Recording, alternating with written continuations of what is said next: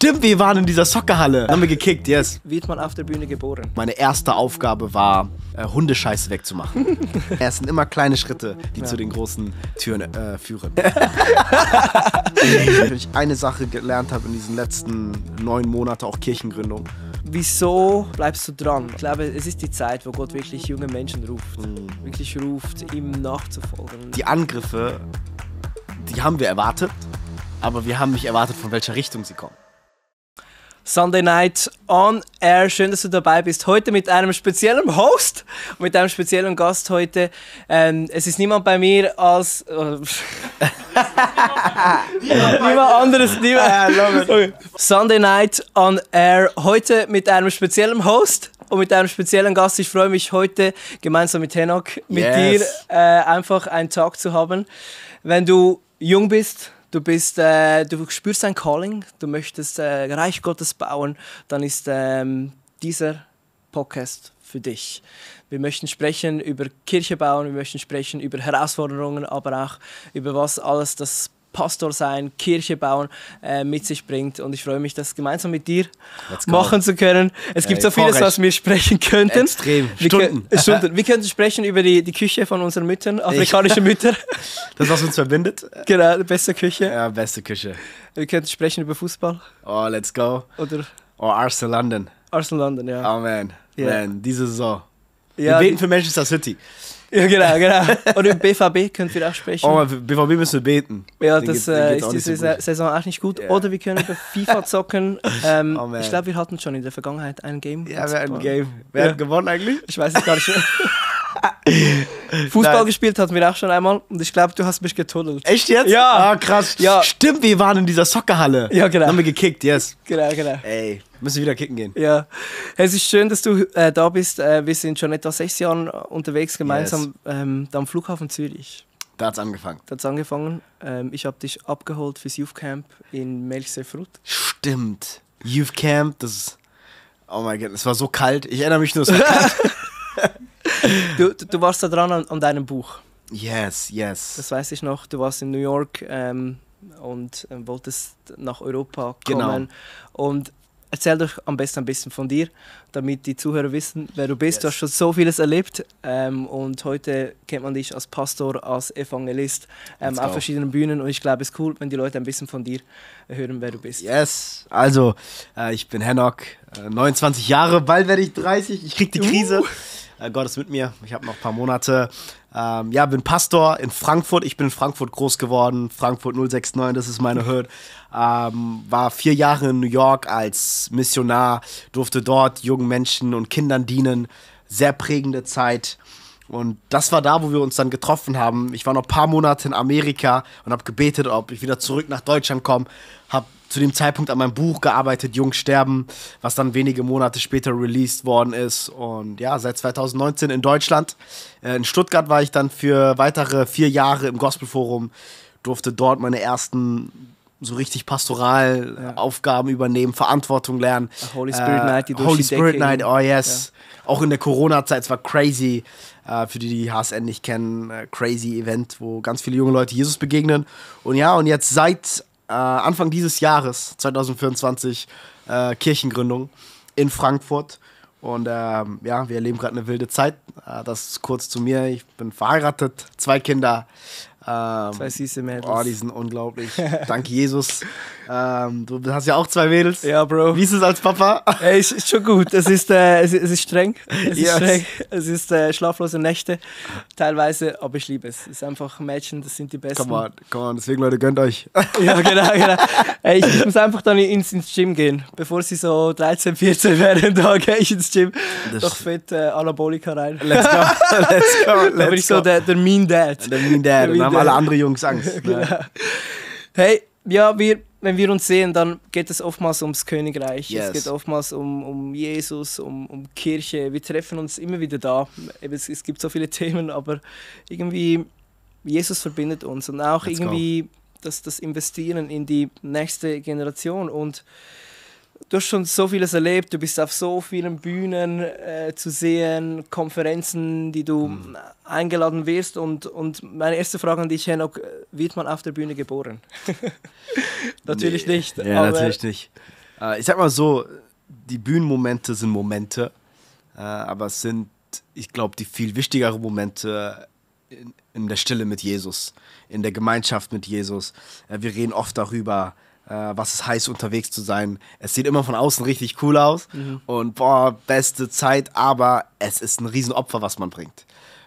Nicht nur Zeit, nicht nur Ressourcen, die da drauf gehen, aber auch Familie, gerade wenn man auch Familie gründet. Genau. Deswegen, es gibt schon die schönen Seiten und die schönen Momente, aber es sind Momente. Und ich sag immer, keiner sollte auf der Bühne geboren werden. Bei mir hat es angefangen damals in New York, ich weiß noch, ich dachte, ich bin dort Missionar und meine erste Aufgabe war, Hundescheiße wegzumachen. Und ich denke mir so, Leute, sucht euch jemand anderes. Ich bin hier, Missionar zu sein, keine Ahnung, ich will Leuten von Jesus erzählen. Und die waren so, ja, aber jemand muss die Hundescheiße wegmachen, weil wir haben so Bühnen aufgebaut auf der Straße und hatten dann wie so Teppiche auf dem Boden. Und so, bevor wir die Teppiche drauf machen, muss die Hundescheiße weg. Und dann war das meine Aufgabe für 3 Monate. Crazy. Aber genau da lernt man, was es heißt, Demut zu haben. Ja. Da lernt man Treue. Da lernt man, boah, ich diene nicht Menschen, sondern ich diene Gott. Ja. Kolosser 3,23. Alles, was ihr tut, tut für den Herrn und nicht für den Menschen. Yes. Ich werde auch heute ein bisschen am Abend darüber sprechen, was es bedeutet, wenn wir es für den Herrn tun. Und das hat mich geprägt. Und ich weiß doch, meine Beförderung war, okay, Henok, du machst jetzt nicht die Hundescheiße weg, aber du musst den Müll zertreten. Ich so, wieso müssen wir den Müll zertreten? Ich so, ja, weil wir wollen sparen. Und da gab es so einen Müllcontainer und ich musste dann jeden Abend um 23 Uhr, musste ich, weil alles vorbei war, musste ich in so einem Dumpster rumspringen. Und da haben sich meine Leiter damals was Witziges ausgedacht. Und ich glaube, einige haben es gemacht, um einfach mal zu testen und zu schauen, aber ich bin denen so dankbar, weil ich erinnere mich, genau da waren so Momente, wo ich zu Gott gesagt habe, ich tue das für dich. Ne, das ist meine Aufgabe im Dienst und heute darf ich vor Menschen stehen, das Evangelium predigen, auch auf großen Bühnen, aber ich sehe niemals die Bühne, sondern die Treue. Ja, und ich hoffe, dass ich weiter treu sein kann, ob das groß oder klein ist, egal was für eine Season, ist so wichtig, dass wir Gott treu sind, wo er uns gesetzt hat, ob das Stühle stellen ist, ob es beim Aufbauen ist in der Church, egal wo du aktiv bist. Und wir gehen jetzt schon deep. Viele fragen, wie lebe ich meine Berufung? Tu das Letzte, was du weißt, was du tun kannst. Ja, genau. Wo gibt es, wo kannst du mithelfen, wo kannst du Kabel mit aufheben? Und so kommen wir immer mehr, es sind immer kleine Schritte, die zu den großen Türen führen. Und das ist ja heute auch noch so. Ich meine, auch wenn du Prediger bist, du leitest eine Church, also die kleinen Dinge, die Dinge, die niemand sieht, die gibt es zu Hunderte. Immer also, wieder. Oder wie erlebst du das heute? Also es ist ja schon, ich denke immer, man sieht, was auf der Bühne ist, man sieht dich, man sieht vielleicht einen Pastor und man merkt, okay, das ist das Leben eines Pastors, aber ich denke immer, dahinter gibt es immer Dinge, die sieht niemand, die Kämpfe, die du kämpfst, die Gebete, die du betest, auch die Herausforderungen, die du hast. Paulus spricht auch von einem Dorn im Fleisch, den ihn belästigte, weil er Reich Gottes baute und an die Front ging. Und ich glaube, es gibt so viele Dinge, wenn man Reich Gottes lebt und wenn man an der Front ist und kämpft, was du machst, es gibt so viele Dinge, die niemand sieht. Ja, extrem. Ich sag mal so, jeder, der an der vordersten Front kämpfen möchte, ist eine geniale Aufgabe, aber das sind auch Angriffe, das sind Kämpfe, auch geistliche Kämpfe. Der Teufel, ihm ist so wichtig, gerade Leiter, er will Leiter köpfen. Warum? Wenn er einen Leiter trifft, dann trifft er, wenn er einen Pastor trifft, der die Gemeinde leitet, dann trifft er die ganze Gemeinde. Und deswegen, es ist nicht immer hier happy clappy, alles schön und Dings, sondern es sind auch Herausforderungen. Ne? Man hat auch mal keinen guten Tag und gerade die Arbeit mit Menschen, working with people is messy. Let's drop names. Let's drop names. Nein, Spaß. Ja, aber es ist so, ich meine, Kirche, das sind ja unterschiedliche Menschen von überall. Extrem. Und mit extrem. Jesus geht es. Ja. Und das ist schon die Kraft, die Kirche hat. Vive Frankfurt. Yes. Ihr habt es jetzt gegründet im September und ich meine auch da, es ist Angriffe vorprogrammiert. Ja. Du gehst in was rein, dass Gott dich ruft, euch ruft und auch da habt ihr sicher auch Angriffe erlebt. Extrem. Ich sage euch ehrlich, die letzten 6-9 Monate, so das Krasse ist, die Angriffe, die haben wir erwartet, aber wir haben nicht erwartet, von welcher Richtung sie kommen. Und das Crazy ist, die Angriffe kamen aus eigenen Reihen. Das heißt, wir waren Monate damit beschäftigt, Leuten zu erklären, zu rechtfertigen, warum wir eine Kirche gründen. Bis ich irgendwann an den Punkt gekommen bin, so, wait a minute, that's not where we fight our battles. So, das sind auch meine Brüder, das sind auch andere, we bless them. Und ja, ich muss ehrlich sagen, der Feind hat mich überrascht. Weil ich habe so erwartet, okay, kommt mit der und der Feind hat immer die gleichen Taktiken, irgendwie, irgendwann findet man das heraus. Aber der kam durch Menschen, die du gern hast. Und das war schon herausfordernd, aber da habe ich eine Sache, wirklich, wenn ich eine Sache gelernt habe in diesen letzten 9 Monaten, auch Kirchengründung, no one changed the world by being everybody's darling. Yes. Und ich glaube oft, unsere Generation, wir wollen es allen recht machen. Ja.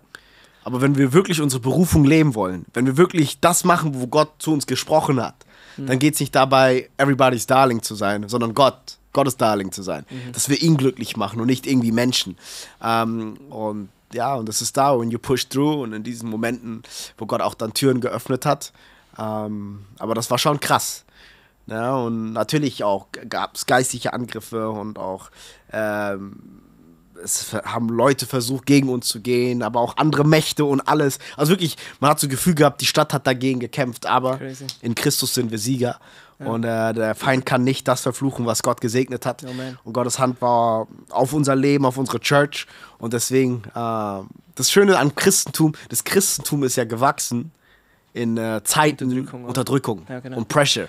Das heißt, für uns Christen bedeutet, Pressure ist gleich Salbung, ist Öl. Ne? Die Ölpresse, als Jesus im Garten Gethsemane war. Das bedeutet, wenn Pressure da ist, wenn Herausforderung da ist, oft sind wir ein bisschen verwirrt, aber eigentlich ist es ein Zeichen. Let's go. Ja, yeah, come on. Things are possible. Und das haben wir jetzt erleben dürfen. Und Gott ist gut. Come on. Let's leave it with that.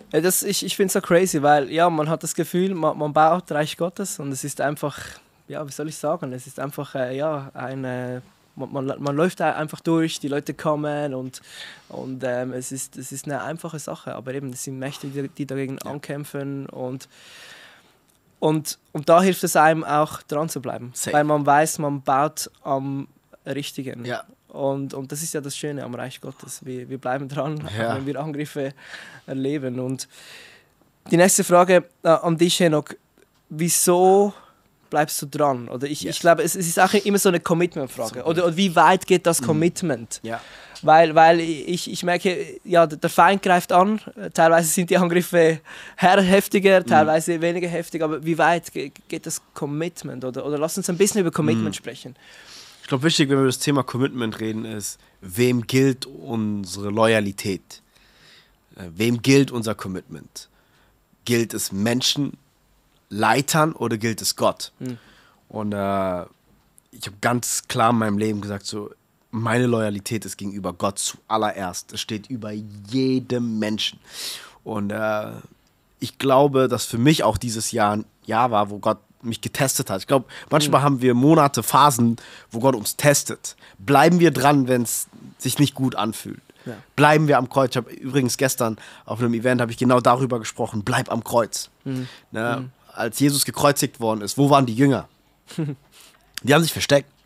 Die haben sich in die Hosen gemacht. Die hatten Schiss gehabt. Ja. Aber wer war da? Maria aus Magdala. Warum war Maria da? Sie wurde von 7 Dämonen befreit. Aus dieser tiefen Dankbarkeit und das, was Gott gemacht hat, war ihre einzige Reaktion Treue. Und Treue wird belohnt. Sie war die Erste, die Jesus dann gesehen hat, als er auferstanden ist. Und hat dann den Jüngern verkündet, die frohe Botschaft. Yes. Und da kam mir gestern ein Statement und der kam im Moment. So manche Dinge, die vertraut auch Gott nur denjenigen an, die ihm sehr nah sind. Das müssen wir uns vorstellen, sie war die Erste, sie ist ja zu den Jüngern gegangen und gesagt, er ist auferstanden, er ist wahrhaftig auferstanden. Und deswegen, das ist für mich eine Inspiration. Ich will mit Jesus sein, auch wenn es dunkel ist, wenn es schwer ist. Und überleg mal, die Leute, die mit Jesus am engsten waren, gab es einen Moment, wo es too much für die war.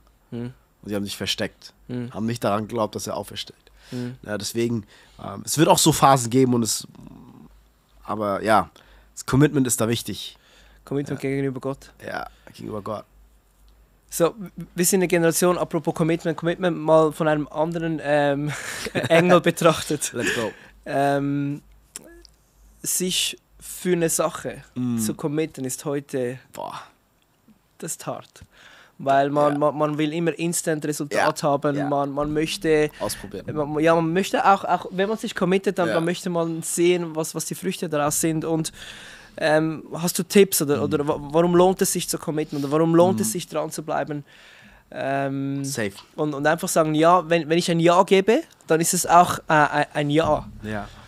Vielleicht hast du auch eine Geschichte von dir, wo du jünger warst, das uns inspirieren kann, wirklich das Commitment zu leben. Jemand sagte mal, dein Commitment muss stärker sein als deine Emotionen und deine Gefühle. Gerade unsere Generation, wo es ganz viel auch um Feelings geht und authentisch sein und feel good. Und dann treffen wir Entscheidungen, geht unser Commitment nur so weit, wie unser Gefühl geht. Genau. Das heißt, ich glaube, eine der Sachen ist, das zu überwinden, zu sagen, mein Commitment ist stärker. Und dann müssen wir auch als Gen Z-Generation zu 100% lernen, was bedeutet, treu zu sein. Was bedeutet, dran zu bleiben. Weil man hat das Gefühl, man springt so auf den nächsten Hype und nächsten Wind und man geht von einem Ort zu einem anderen Ort. Und da ist es wichtig zu lernen, auch von unserer älteren Generation. Ich liebe es, von älteren Leuten zu lernen. Ich sage, ey, wie habt ihr das damals gemacht? Ja, und das ist doch schon auch erstaunlich. Und klar, sie haben auch diese Jahre gelebt, wo ihr Commitment getestet worden ist. Viele von uns haben auch noch nicht so viele Jahre gelebt, wo das auch getestet ist. Aber ich glaube, ganz wichtig ist zu sagen, ja, mein Commitment steht über meine Emotionen. Es geht nicht darum, ich glaube, wir müssen the benefit sehen von Commitment. Wir reden zum Beispiel in unserer Church gerade über das Thema Mitgliedschaft. Weil früher war das ganz normal, wenn du Teil einer Kirche warst, du warst Mitglied. Vereinsmitglied oder Kirchenmitglied oder in der Landeskirche ist es immer noch so. Das heißt, das Eintreten war ein Prozess, aber das Austreten ist auch ein Prozess. Heute gilt Mitgliedschaft eigentlich nur von Herzen. Und wir haben diese Verschiebung, ist all good, ist alles perfekt, aber wir haben verlernt den Segen, the benefit of being committed. Weil wenn ich irgendwo committed bin, dann erlebe ich dieses selbe Commitment von anderen für mein Leben. Und in unserer Church haben wir das ganz klar gemacht. Sagen, hey, der Sonntag ist für alle. Wir sind eine Kirche für alle. Jeder kann kommen, jeder ist herzlich eingeladen. Aber Jüngerschaft, wenn du wirklich wachsen hier willst, dann braucht es Commitment von deiner Seite. Weil wenn du nicht bereit bist, ein Commitment abzugeben, können wir uns auch nicht committen. Weil wir können uns nicht zu allen committen. Und so habe ich halt gelernt, auch gerade zum Thema Befreiung. Viele wollen frei werden. Aber no one wants to be committed to be free. Weil es ist ein Commitment. Es gibt Dinge, die ich machen muss, um auch frei zu bleiben. Deswegen, wir lieben immer das Gefühl, wir lieben das Moment. Aber there is a blessing and a benefit in being committed. Absolut. Ja. Und das ist ja, ich glaube, das sieht man in deinem Leben. Du hast wirklich da, wo du Ja sagst, da bist du full on mit dabei. Let's go. Mit Family und eben du bist zurück nach Frankfurt gegangen. Du gehst da in die Stadt, mitten in die Stadt und ihr seid einfach da und macht einen Unterschied. Ich möchte noch einen anderen Aspekt beleuchten. Es geht ja darum, du bist jung, du bist berufen, du willst Kirche bauen. Und ich habe noch eine andere Frage, die wir hatten mal ein Gespräch, ich mag mich noch erinnern, von einigen Jahren. Und da ging es darum, es ist eine Generation da, die möchte Reich Gottes bauen. Die denkt anders, die hat andere Möglichkeiten, die tickt anders. Es ist auch eine Generation, die ist sehr unternehmerisch unterwegs. Also sie sehen das Potenzial, gehen da hinein, wenn sie committed sind und reißen was. Und dann teilweise, wenn sie in einer Kirche sind, dann ist auch das Commitment gegenüber, sage ich jetzt mal, der Mutterkirche ist dann mangelhaft. Man hat seine eigenen Visionen und Träume, man drückt die da hinein. Und ich weiß noch, wir hatten das Gespräch und da kam was sehr Gutes heraus, wie immer, oder? Dass du sagtest, wir müssen lernen, auf den Schultern von unseren Kirchenvätern weiterzubauen. Yes, come on. Und nicht nebenan was zu bauen. Und mir ist das geblieben und ich habe gemerkt, okay, es ist irgendwo eine Segenslinie da, wenn wir Kirche bauen. Safe. Wir müssen diese Segenslinie nehmen und wissen, okay, Gott ist ein Gott von Abraham, Isaac, Jakob. Yes. Gott ist ein Gott der Generationen. Und Gott ist ein Gott, der, wenn er eine Generation ruft, das erleben wir ganz schön im ICF, das ist immer mit der anderen Generation zusammen. Yeah. Und sag mal schnell, wie erlebst du das? Du bist auch mit Vive Frankfurt, bist du auch gemeinsam mit einer Church in San Francisco. Yes. Weil ich weiß, es gibt viele, die wollen Kirche gründen. Ja. Und ich habe das Gefühl, Kirche ruft Gott ins Leben. Let's go. Und ich glaube, um eine Kirche zu gründen, braucht es ein Blessing. Es braucht ein väterliches Blessing. Let's go. Ja, es braucht auch ein Release. Wenn du auf dem Herzen hast, Kirche zu gründen, und ich höre ganz bewusst zu euch, wenn ihr das auf dem Herzen habt, dann bitte nimmt es im Gebet und hol nicht die Bestätigung von Menschen, aber von Gott. If you know that God calls you in it, He will keep you and you will succeed in that. Zu 100%. Dann ist wichtig für mich, ich wusste, es gab einen Moment, weil hättest du mich vor Jahren gefragt, willst du Kirche gründen? Auf keinen Fall. Alles. Let me be the travel preacher, aber kein Kirchengründer.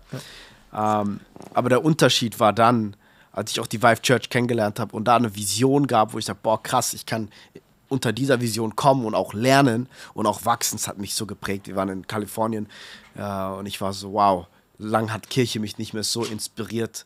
Die Kombination von Excellence und Holy Spirit war einfach nur überwältigend, wo ich dachte so, ey, das braucht Deutschland, das brauchen wir in Frankfurt. Und das ist halt einfach genial, dass wir uns mit einer Church zusammengetan haben und die auch schon über 12 Jahre gründet. Das heißt, da ist Erfahrung, da gibt es Leiterschaft und es war dann nicht so, okay, ich mache jetzt irgendwie mein Ding und nenne Hennock-Kirche oder so, keine Ahnung, sondern da gab es eine Vision, da war was am Leben und es hat gepasst und war auch übernatürlich geführt. Das muss man auch sagen, gab schon ein paar verrückte Momente bei mir und meiner Frau, wie es dazu gekommen ist mit Vive Church. Und ja, ich bin dankbar dafür. Mhm. Kleines Beispiel, wir haben Leute, die sich bekehrt haben in unserem Wohnzimmer und wir wollten eine Taufe machen. Und weil Väter schon vorausgegangen sind, war schon alles vorbereitet. Ich musste nur so ein File öffnen und ich habe einen Link gehabt von Amazon, wo ich ein Taufbecken hole. So ganz kleine, banale Dinge. Naja, einfach genial. Also dafür bin ich so dankbar. Deswegen müssen wir nicht von Null anfangen, sondern können auf den Schultern anfangen, von denen, die schon vorausgegangen sind. Genau. Ja, es ist schon ein Segen, auch, was wir haben, wir im ICF oder auch ihr in Deutschland. So ey, bitte schenkt uns die Samsung Hall. Das heißt The Hall jetzt, sorry. Okay, Samsung cutten wir raus. Wir machen ein FIFA-Game draus. Oh my goodness. Du musst da mit Leo, glaube ich, drüber reden. Ey, Leo, wenn du das hörst, finde uns die Hall in Frankfurt. Ey, ihr habt wirklich... Ja, schon ein Privileg. Das Privileg ist untertrieben. Ja. Aber auch das war ein Weg. Es ist einfach nicht von heute auf morgen war die Halle da. Es ist ein Weg von 10 Jahren, von Beten, von Ringen. Auch ein Weg von Commitment. Wir hatten viel als Kirche eine Zeit, wo wir einfach auf- und abbauen müssten. Wir waren in Turnhallen irgendwo, wo niemand sein wollte. Und schon auch ein Weg, der Gott mit uns als Kirche gemacht hat. Und auch das passt ins Thema hinein. Ja. Ich glaube, wenn wir wirklich Berufung leben wollen, wenn wir Früchte sehen wollen, dann muss man dranbleiben. Ja. Ich hab noch eine weitere Frage in puncto Berufung. Yes. Und zwar ist für mich so, wenn Gott was ruft oder wenn Gott was gibt, für mich so der Punkt Gottesfurcht. In all dem hinein ein Punkt, den wir vergessen, wenn es darum geht, dass er ein Calling gibt oder wenn er eine Kirche ins Leben ruft, dann ist es Gott irgendwie heilig. Und ich glaube, oftmals gehen wir damit sehr easy um. Oder wir nehmen das nicht für ernst. Aber ich glaube, wenn Gott was setzt und was gibt, dann ist es heilig, es ist abgesondert. Ja. Es ist etwas, was wir im Gebet bewegen müssen, etwas, was wir merken, okay, Gott ist es wichtig. Let's go. Und da auch das Thema Gottesfurcht, wenn es darum geht, jung sein, Berufung zu leben, ganz ein wichtiges Thema. Extrem. Auch im Dienst als Pastor, gottesfürchtig zu sein. Es gibt viele Entscheidungen, die wir treffen müssen. Du kennst es, ich kenne es, wenn ich eine Entscheidung treffe, ich weiß.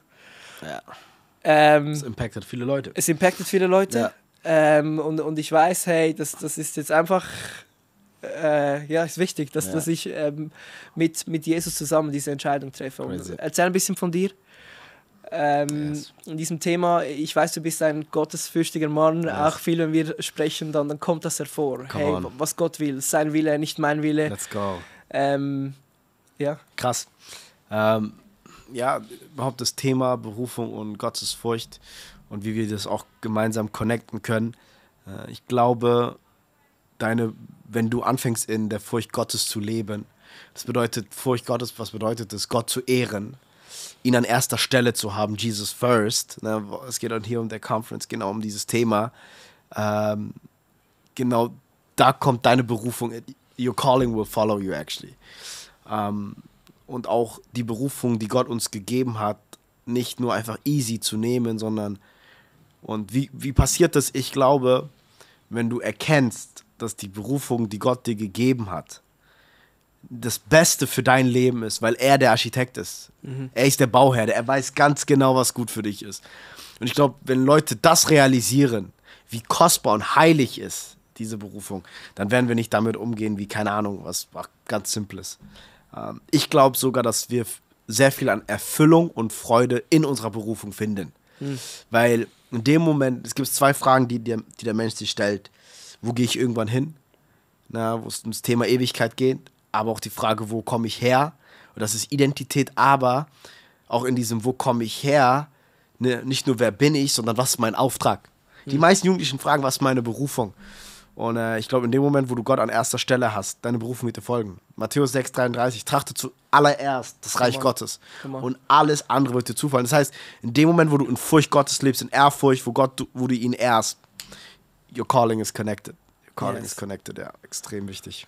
Boah, das stimmt. Und ich möchte dich herausfordern, ich weiß nicht, du zu Hause, es ist so viel hier, ob du im ICF bist, in welcher Kirche du bist. Ich glaube, es ist die Zeit, wo Gott wirklich junge Menschen ruft. Wirklich ruft, ihm nachzufolgen. Und vielleicht bist du hier, du hörst diese Worte, du hörst diesem Tag zu. Und ich möchte dich einfach ermutigen, dem nachzugehen, deiner Berufung nachzugehen. Dem nachzugehen, was Gott in dich hineingelegt hat. Sei es deine Geschichte spricht zu dir, sei es der Heilige Geist hat dir einen Eindruck gegeben. Es gibt so viele Möglichkeiten, dem nachzugehen. Und Henok, du lebst ja sozusagen in deiner Berufung. Also du bist ja sozusagen jetzt drin und es ist einfach schön, wie du heute einfach drin leben kannst. Eben, es hat Herausforderungen, es hat aber auch vieles, was Gott macht und das ist ja das Schönste. Yes, absoluter Segen. Wenn wir sehen, was Gott macht und wenn du zu deinem 16-jährigen Ich sprechen könntest, im Punkt so Berufung, was wären so Steps oder was würdest du da dem kleinen Henok noch zusätzlich sagen? Sei mutiger, noch verrückter. Nutz deine Jahre aus als 16-Jähriger. Das Krasse ist, ich merke in jeder Season meines Lebens, there's like windows of opportunity, Möglichkeiten. Ich hatte Möglichkeiten mit 16, die ich nicht heute habe. Ich kriege die Möglichkeit auch nicht zurück. Ich hatte Menschen in meinem Leben als 16-Jähriger, die heute nicht um mich herum waren. Ich hatte einen Einfluss als 16-Jähriger gehabt, den ich heute nicht habe. Und es geht nicht darum, ob mein Einfluss größer geworden ist, sondern es gab Momente als 16-Jähriger, wo ich in Kreisen drin war. Und ich wünschte mir, ich wäre mutiger. Und ich hätte mit 16 noch on fire sein können für Jesus. Und das würde ich dem 16-jährigen Henok geben. Sei mutig und leb jede Season aus. Ich werde jetzt bald 30. Und das Krasse ist für mich, ich habe mit meiner Frau auf dem Weg hierher heute drüber geredet. Ich so, wir sind schon dankbar, dass wir in jungen Jahren, dass wir Gott gedient haben.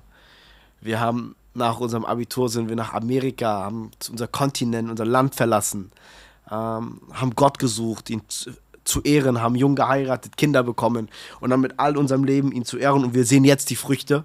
Und dann war wie so, als ob der Heilige Geist zu uns redet, sagt so, ja, ihr werdet die Früchte ernten, aber ich war auch so, okay Gott, ich will ihm nicht nur meine Jugend geben und meine 20er, sondern ich will Gott mein ganzes Leben auch geben, auch wenn in den 30ern und deswegen würde ich immer sagen, sei mutiger.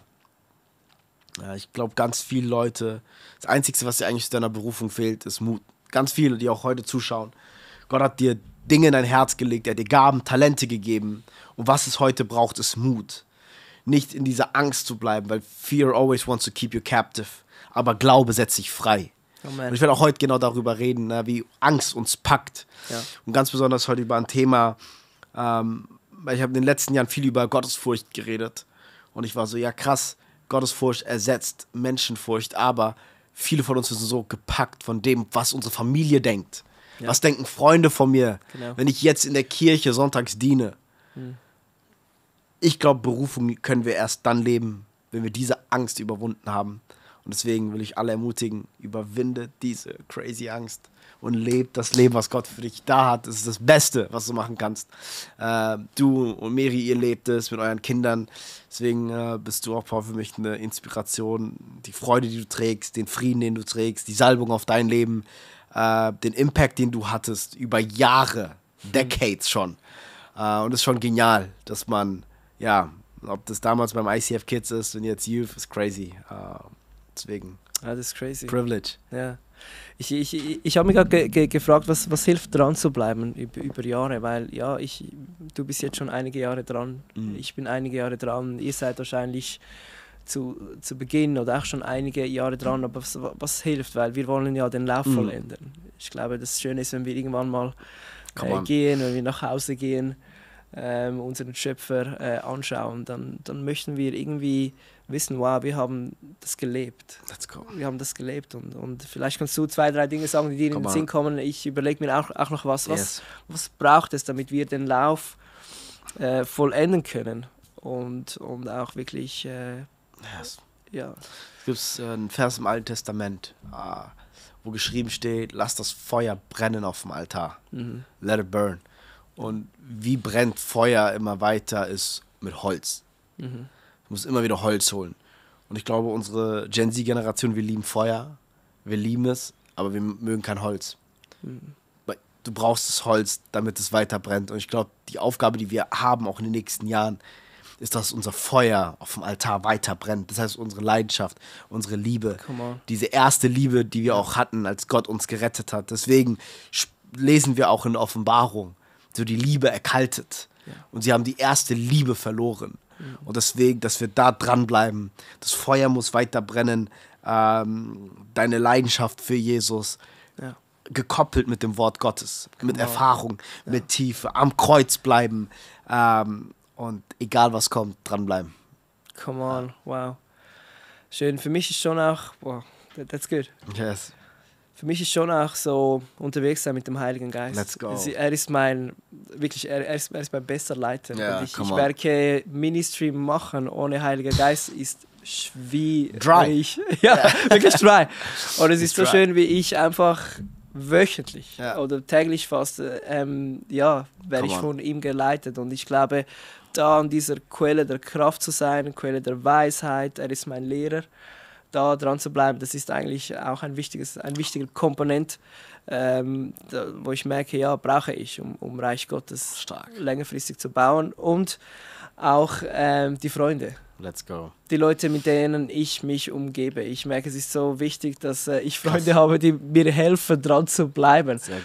Und auch in diesen Momenten, wo ich merke, hey, da habe ich keinen Bock mehr, da kann ich nicht, dass sie mich auf Jesus hinweisen, dass sie mir ein bisschen den Arsch versohlen und sagen, du, bleib dran, du hast ein Commitment abgegeben. Ja. Ich glaube, es ist schon wichtig auch, mit wem bist du unterwegs, wer ist um dich herum und wer kennt auch dein Innerstes und kann dich in diesen all deinen Lebensthemen challengen. Stark, yes. Deswegen bin ich dankbar, von dir umgeben zu sein.